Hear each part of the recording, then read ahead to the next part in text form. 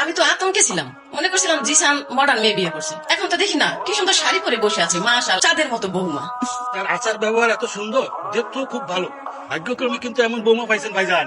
ঠিকই বলছো শেফালি, আমার বৌমা খুবই সংসারী মেয়ে, প্রচার একদম পছন্দ করে না, একেবারে ঘরের লক্ষ্মী। জ্যোতি মাকু, এই তো চাচা, আমি এখানে এতক্ষণ রান্না করেছিলাম, আপনারা কিন্তু খেয়ে যাবেন। না না, আজকে না, আর একদিন এসে খাবো। কি বলছো?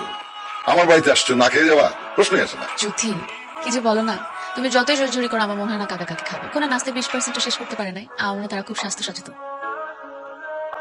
তুমি ঠিকই বলেছো বৌমা, ভাত কিন্তু এক বেলা বেশি খাওয়া ঠিক না। আরে একদিন খেলে কিছু হয় না। ভাইজান, আর একদিন এসে খাবো।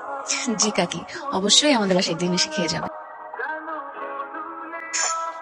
জ্যোতি, ভাবে আমি তো মিষ্টি খাই না। তোমাকে খাওয়ার জন্য দিয়েছি, ফ্রিজে রাখার জন্য দিচ্ছি। সন্ধ্যার মধ্যে কোনো গেস্ট আসে তাহলে এটা শুদ্ধ দিয়ে দিবে, না আসে সবগুলো মিষ্টি বক্সে করে ফ্রিজে রেখে দিবে। না, বিস্কিটটা তাতে রেখে দাও তো। ভাবি, আমার মনে হয় কাকা কাকির খাওয়ার ইচ্ছা ছিল, তুমি ওইভাবে বলে দেখি আর খেয়ে যায়। কি যে বলো না বোকা মেয়ে, তুমি দেখেছো কাকা কাকি কিচ্ছু শেষ করতে পেরেছে? শেষ করতে পারিনি, ভাত কিভাবে খেতো? শুনো, এখন থেকে যদি নাস্তা দাও তাহলে ভাতের অফার দিবে না, তুই ভাতের অফার দাও তাহলে এতগুলো নাস্তা কখনো দিবে না, ঠিক আছে? এই তো, এবার পুরো বাড়ি খুঁজতেছি, তোমাকে ক্ষুধা লাগছে, আসো খাবো। এই ভাত খাবে, রাখো রাখো রাখো রাখো। হ্যাঁ, বিস্কিট খেলে ভাত খেবে কি বুঝো?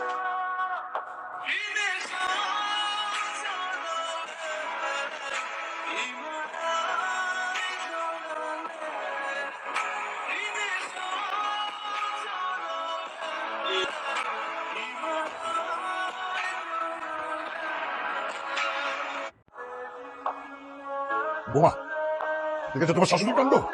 গভীর রাতে চুরি করে খাবার খাচ্ছে। এই দিছে না মা, বোমা আমাদের ভালোর জন্য করছে না। বোমা আমরা যেন দীর্ঘ আয়ু হই, স্বাস্থ্য স্বাস্থ্য ভালো থাকে, এই জন্য আমাদের কম খেতে বলেছে। সব আমার মতো দেবে, আমি ভাবতেও পারিনি।